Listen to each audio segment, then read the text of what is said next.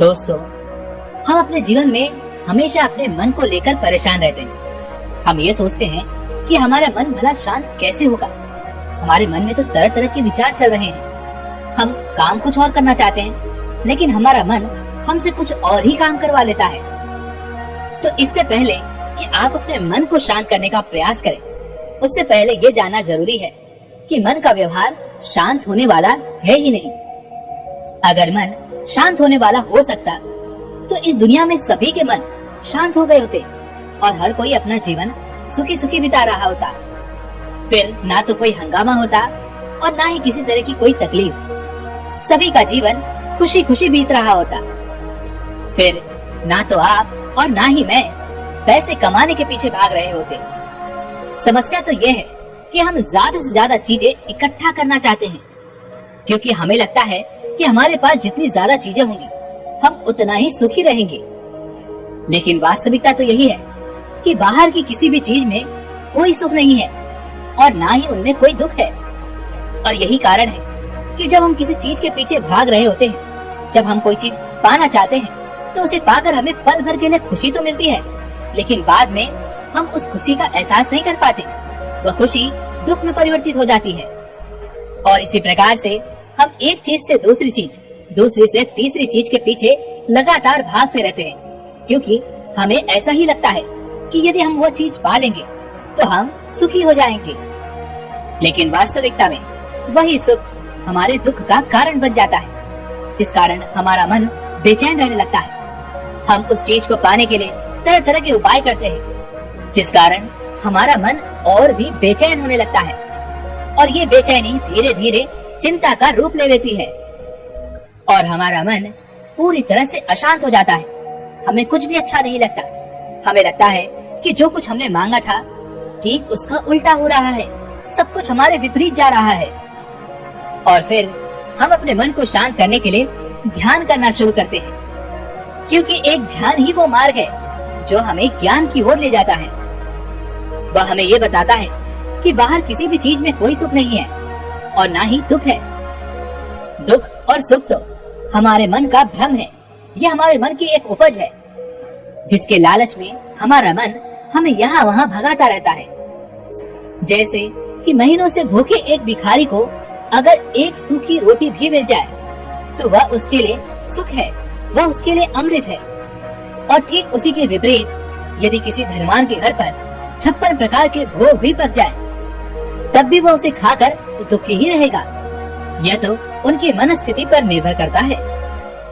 इसे और अच्छे से समझने के लिए आज की जो बौद्ध कहानी मैं आपको सुनाने जा रहा हूँ, इस कहानी के माध्यम से आप ये समझ पाएंगे कि हमारे मन की स्थिति क्या है और हम इसे कैसे नियंत्रित कर सकते हैं। एक समय की बात है, एक गांव में एक युवक रहता था, जिसका मन बहुत ही अशांत रहता।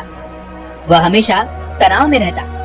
वह अपने मन को शांत करना चाहता था, लेकिन उसे कोई भी उपाय नजर नहीं आ रहे थे। उसके जीवन में कई प्रकार के दुख थे, जिनके कारण वह हमेशा तकलीफ में रहता, तनाव में रहता। एक दिन उसे पता चला कि उसके गांव में एक बौद्ध भिक्षु आए हुए हैं, जो सभी को दुख और सुख पर उपदेश दे रहे हैं। वह युवक तुरंत ही घर से निकला और उनके आश्रम जा पहुंचा। वहां पर पहुंचने के बाद उस युवक ने देखा कि वह बौद्ध भिक्षु सभी गांव वालों को उपदेश दे रहे थे। वह बौद्ध भिक्षु कह रहे थे कि सभी के जीवन में कोई न कोई सुख और दुख तो आता ही रहता है, जिस कारण हमारा मन बहुत अशांत रहता है। और एक अशांत मन इस दुनिया का कोई भी सुख नहीं भोग सकता, फिर चाहे उसे पूरी दुनिया की धन दौलत ही क्यों न मिल जाए, वह उसे पाकर भी दुखी ही रहेगा। परंतु जिस व्यक्ति का मन शांत है, उसके पास चाहे कुछ भी हो या ना हो, वह हर छोटे पल का आनंद ले सकता है। वह हर पल को खुशी खुशी जी सकता है। वह इस दुनिया का और इस जीवन का परम सुख भी प्राप्त कर सकता है। इतना कहकर उन बौद्ध भिक्षु ने अपना प्रवचन समाप्त कर दिया और वापस आश्रम की ओर लौट गए। वह युवक भी उनके पीछे पीछे आश्रम पहुंच गया और उस युवक ने उन बौद्ध भिक्षु से कहा, हे गुरुवर, अभी कुछ देर पहले आप उपदेश दे रहे थे कि एक शांत मन हर पल का आनंद ले पाता है, हर पल को सुखी सुखी जी पाता है। लेकिन इस दुनिया में सभी के पास मन है और सभी के मन अशांत है, तो ऐसे में भला अपने जीवन को कोई सुखी सुखी कैसे जी सकता है? इस दुनिया में शांत मन किसी के पास नहीं। मेरे पास भी एक ही मन है और वह भी शांत ही है। हे गुरुवर, क्या आप मुझे बता सकते हैं कि मैं अपने इस मन को कैसे शांत करूं? तभी उन बौद्ध भिक्षु ने उस युवक को ध्यान के बारे में समझाया, ध्यान के फायदे बताए और उससे कहा, भंते, ध्यान करने से हमारा मन शांत हो जाता है। हम विचारों के दलदल से बाहर आने लगते हैं और इस कारण हमारे जीवन में सुख उत्पन्न होने लगता है। यदि तुम भी अपने जीवन में सुखी होना चाहते हो, अपने मन के इन विचारों के दलदल से बाहर निकलना चाहते हो, तो तुम्हें ध्यान करना चाहिए। तुम्हें ध्यान का अभ्यास करना चाहिए, क्योंकि यही वो मार्ग है जो तुम्हारे मन को शांत कर सकता है और तुम्हें सही राह पर ला सकता है। उस युवक ने उन बौद्ध भिक्षु की बात मान ली। उस युवक ने उन बौद्ध भिक्षु को प्रणाम किया और वापस घर चला गया। घर पहुंचने के बाद उसने ध्यान करना शुरू किया। वह रात भर ध्यान करता रहा, लेकिन उससे उसे कोई लाभ नहीं हुआ। इस कारण वह अगली सुबह फिर से उन बौद्ध भिक्षु के पास पहुंचा और उन बौद्ध भिक्षु से कहता है, हे गुरुवर, आपके कहे अनुसार मैंने रात भर ध्यान किया है, लेकिन उससे मुझे कोई लाभ नहीं हुआ। मेरा मन तो अभी भी अशांत है। आप तो कह रहे थे कि ध्यान करने से हमारा मन शांत हो जाता है। तभी वह बौद्ध भिक्षु उस युवक से कहते हैं, ध्यान कोई एक बार करने की चीज नहीं है, यह तो अभ्यास है और धीरे धीरे समय के साथ मन शांत होता जाएगा। इस पर वह युवक कहता है, हे गुरुवर, मेरे पास इतना समय नहीं है। मुझे कोई ऐसा मार्ग बताइए जिससे जल्दी जल्दी मेरा मन शांत हो जाए और मैं खुशी खुशी अपना जीवन जीने लगूं। ऐसे तो मेरा बहुत समय बर्बाद हो जाएगा। मुझे कुछ ऐसा बताइए गुरुदेव, जिससे मेरा मन आज के आज और अभी शांत हो जाए, जिससे मैं सुख की अनुभूति कर पाऊं, मुझे सुकून मिले। उस युवक की यह बात सुनकर वह बौद्ध भिक्षु मुस्कुराने लगे। उन्होंने उस युवक से कहा, भंते, मेरे पास तुम्हारे लिए कुछ ऐसा है जिससे तुम्हारा मन अभी के अभी शांत हो जाएगा। इतना कहकर वह बौद्ध भिक्षु अपने आश्रम में गए और अंदर से एक घड़ा लेकर आए और वह घड़ा उस युवक को थमाते हुए कहते हैं, जाओ और पास ही के बह रही उस नदी से इस घड़े में पानी भर कर लाओ। उन बौद्ध भिक्षु के इतना कहने के बाद उस युवक ने वह घड़ा हाथ में ले लिया और उसके बाद मन ही मन वह सोच रहा था कि लगता है ये गुरु पागल है, इन्हें कुछ नहीं पता। भला ये घड़ा मेरे जीवन में शांति कैसे ला सकता है, ये मेरे मन को शांत कैसे कर सकता है। लेकिन उसके पास और कोई रास्ता नहीं था, जिस कारण उसने वह घड़ा लिया और पास वाली नदी के पास पहुंच गया। उसने उस नदी में से उस घड़े में पानी भरना शुरू किया, लेकिन जैसे ही उस व्यक्ति ने उस घड़े को नदी से बाहर निकाला, तो उस युवक ने देखा कि उस घड़े के चारों ओर छोटे छोटे छेद हैं, जिससे पानी तेजी से बाहर की ओर निकल रहा था। उसने लगातार कई बार प्रयास किए, लेकिन अथक प्रयासों के बाद भी वह उस घड़े को पूरा नहीं भर पाया और थक हार कर वह उन बौद्ध भिक्षु के पास वापस लौटा और क्रोधित होकर कहता है, हे गुरुवर, आपने ये कैसा घड़ा दिया है? इसके चारों तरफ तो छेद है, भला मैं इसमें पानी कैसे भर कर ला सकता हूँ? जब भी मैं पानी भरता हूँ, इस घड़े के छेदों से सारे पानी बाहर निकल जाते हैं। इस घड़े को मैं पूरा नहीं भर सकता। तभी वह बौद्ध भिक्षु उस युवक को शांत कराते हुए कहते हैं, भंते, शांत हो जाओ, तुम्हें तुम्हारे प्रश्न का जवाब ही तो दे रहा हूँ, और यदि तुम क्रोधित अवस्था में इस जवाब को सुनोगे तो इसे समझना तुम्हारे लिए मुश्किल हो जाएगा। इसलिए शांत हो जाओ और मेरी बात समझने का प्रयास करो। ये जो घड़ा मैंने तुम्हें दिया है, इसे अपना मन समझो, और मन केवल दो ही प्रकार से शांत हो सकता है। पहला ये कि तुम उसे लबालब पूरा भर दो और उसमें कुछ भी और आने जाने की जगह ना बचे। क्या तुम इस घड़े को इस प्रकार भर सकते हो?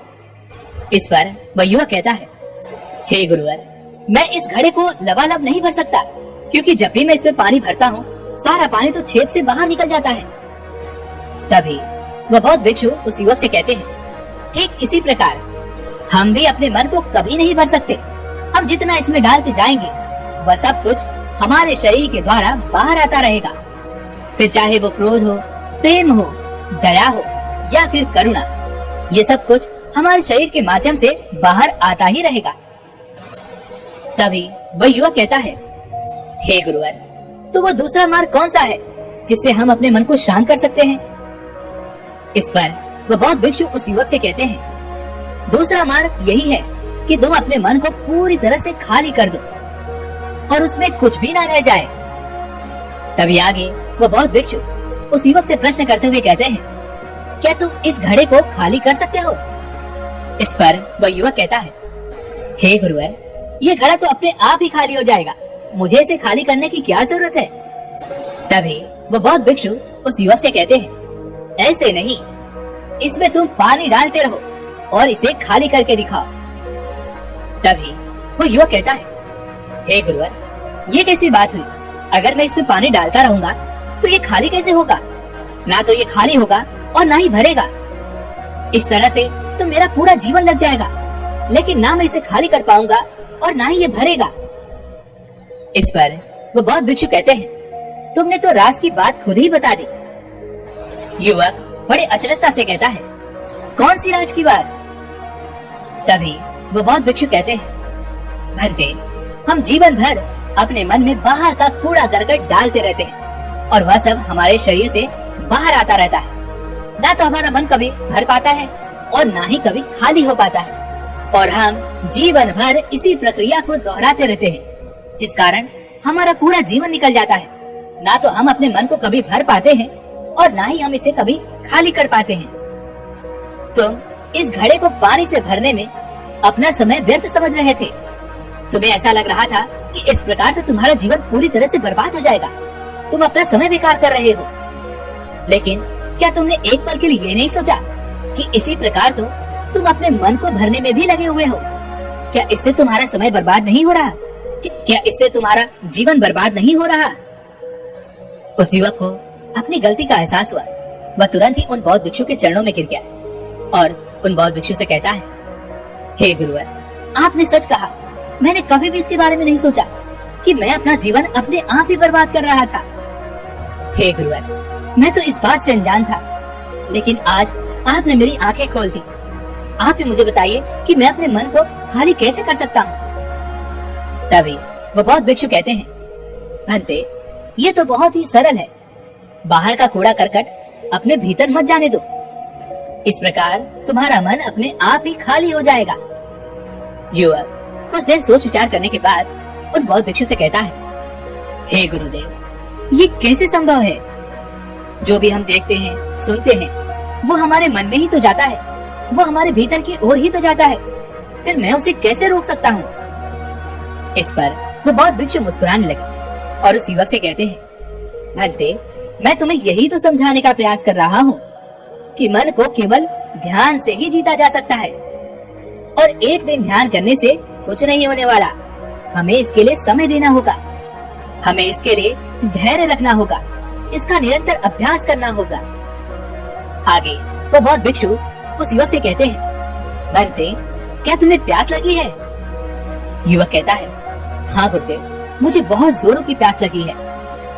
इस पर उन बौद्ध भिक्षु ने उस युवक को पानी पिलाया और कहा, ये लो, ये पानी पी लो, इससे तुम्हारी प्यास बुझ जाएगी। लेकिन मुझे एक बात बताओ, क्या आज पानी पी लेने से फिर तुम्हें कभी प्यास नहीं लगेगी? तुम कभी फिर मुझसे पानी तो नहीं मांगोगे?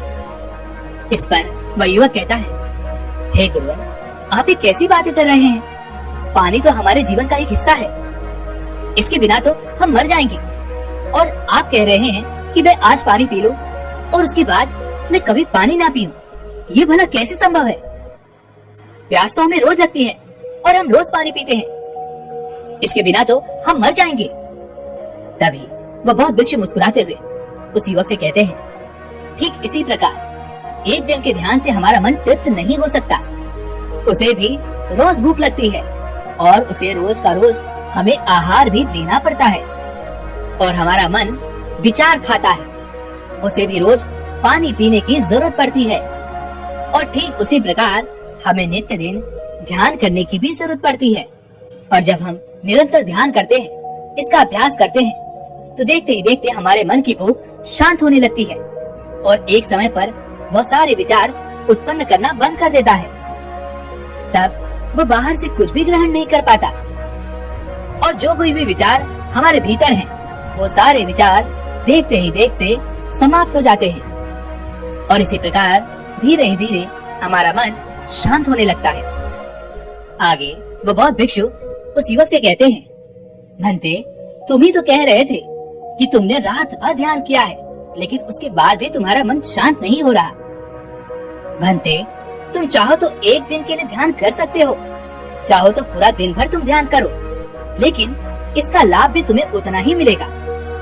अर्थात कि मान लो तुम एक दिन के लिए ध्यान करते हो, तो इससे तुम्हारे मन को भी शांति केवल कुछ समय के लिए ही मिलेगी। ये हो सकता है कि वह 1 घंटे के लिए शांत रहे या फिर केवल कुछ क्षणों के लिए, लेकिन वह शांत अवश्य होगा।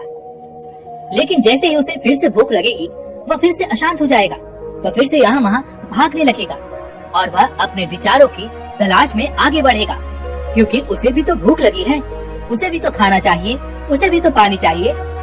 जैसे कि जब तुम्हें भूख लगती है, तुम अशांत हो जाते हो, क्योंकि तुम्हें भोजन चाहिए, पानी चाहिए, ताकि तुम अपने पेट की इस भूख को मिटा सको और तुम्हें शांति मिले। इस पर वह युवक कहता है, हे गुरुवर, आप सत्य कहते हैं, मैं ही गलत था, मेरी ही गलती है। हे गुरुवर, मैं अपने मन को अवश्य शांत करके रहूंगा, फिर चाहे इसके लिए मुझे कितना भी समय क्यों न लग जाए, मैं भी उस सुख को प्राप्त करके ही रहूंगा। अब से मैं अपना समय यूं ही व्यर्थ नहीं गवाऊंगा। मैं इस खाली घड़े में पानी भर के अपने जीवन को बर्बाद नहीं करना चाहता। मैं अपने मन को शांत करके ही रहूंगा। मैं अपने मन को पूरी तरह से खाली कर दूंगा। इतना कहकर उस युवक ने उन बौद्ध भिक्षु को प्रणाम किया और वापस अपने घर की ओर लौट गया। दोस्तों, हम लोगों के जीवन में भी कई प्रकार की समस्याएं हैं और हम उन समस्याओं का समाधान करना चाहते हैं, और अंत में हमें जो मार्ग मिलता है वह है ध्यान। हम ध्यान तो करना चाहते हैं, लेकिन हम उसके परिणाम को तुरंत पाना चाहते हैं। जब हम शुरू में ध्यान करते हैं तो हमें उसका कुछ भी लाभ नहीं मिलता और हमें लगता है कि यह व्यर्थ है, इससे हमें कोई भी फायदा नहीं होने वाला, क्योंकि हमें तो सब कुछ जल्दी जल्दी चाहिए। लेकिन वास्तविकता तो यही है कि ध्यान सब्र और समय मांगता है, और साथ ही उसे शांति भी चाहिए। परंतु हम तो इतने अशांत हैं कि हमारे भीतर ये तीनों चीजें नहीं हैं। इसलिए अपने भीतर धैर्य पैदा करें। जब आपके भीतर धैर्य पैदा होगा, तभी आप सब्र, समय और शांति के महत्व को समझ पाएंगे, और फिर आपका समय चाहे कैसा भी क्यों न चल रहा हो, आप हर समय खुश रहना सीख जाएंगे। अगर आपका मन अशांत है, तो यह किसी और के हाथों में नहीं है कि वह आपके मन को शांत कर सके। यह तो आपके हाथों में है कि आप अपने मन को किस प्रकार और कितनी देर तक के लिए शांत कर सकते हैं। दोस्तों, आप में से कई लोगों ने मुझसे ये प्रश्न भी किया था। रात को सोने से पहले जब हम कोई लक्ष्य निर्धारित करते हैं और सुबह जब उस पर काम करने का वक्त आता है, तो हम उस पर कार्य नहीं करना चाहते, बल्कि हमारा मन ये कहता है कि इस कार्य को हम कल करेंगे, और इसी प्रकार हम उसे टालते चले जाते हैं। या फिर कुछ लोगों के साथ ऐसा भी होता होगा कि वे लोग जब रात्रि को लक्ष्य निर्धारित करते हैं, तो अगली सुबह पूरे जोश और उत्साह के साथ उसे करना शुरू कर देते हैं। 1 दिन, 2 दिन, 3 दिन, और उसके बाद उनका वो जोश और उत्साह पूरी तरह से खत्म हो जाता है, क्योंकि उन्हें उसके कोई परिणाम नजर नहीं आते। और फिर हम मायूस हो जाते हैं, निराश हो जाते हैं कि हमें तो उसकी तरह कोई परिणाम मिल ही नहीं रहे, तो मैं इस कार्य को क्यों करूं? मैं अपना समय इस पर व्यर्थ क्यों करूं? इन दोनों प्रश्नों का एक ही उत्तर है, और वह यह है कि जो भी लक्ष्य आपने निर्धारित किया है, आप उस लक्ष्य के प्रति पूरी तरह से सचेत नहीं है, उस लक्ष्य के प्रति पूरी तरह से समर्पित नहीं है। आप पूरे दिल से नहीं चाहते कि वह लक्ष्य आप प्राप्त करें। यदि आप पूरे दिल से उस लक्ष्य को प्राप्त करना चाहते हैं, उसके प्रति समर्पित हैं, तो आज नहीं तो कल आपका मन अवश्य आपका साथ देगा और आप उस लक्ष्य को अवश्य पाकर ही रहेंगे। हो सकता है कि शुरुआत में आपका मन आपको यहाँ वहाँ भटकाए, जैसे कि अभी आपको भटका रहा है, लेकिन आप यदि उस पर नियंत्रण कर लेते हैं, तो वह मन आपका सारथी बन जाएगा और खुद ब खुद वो आपको आपके लक्ष्य के मार्ग पर आगे की ओर ले जाएगा, जिससे आप अपने लक्ष्य की ओर लगातार तेजी से आगे बढ़ते जाएंगे। और फिर जैसा भी आप चाहें, आपका मन वैसा ही करेगा। इसलिए जरूरी है अपने लक्ष्य के लिए अपने मन को साधना। मुझे उम्मीद है कि आपको आपके प्रश्न का उत्तर मिल चुका होगा। वैसे आपने आज की इस वीडियो से क्या सीखा, वो मुझे आप कमेंट में बता सकते हैं। इसी के साथ में उम्मीद है कि आपको आज की वीडियो पसंद आई होगी, तो लाइक और शेयर करने के साथ चैनल को सब्सक्राइब और घंटी बटन को जरूर दबा दीजिएगा। तो चलिए फिर मिलते हैं ऐसी एक और वीडियो में। तब तक के लिए अपना ख्याल रखें। धन्यवाद।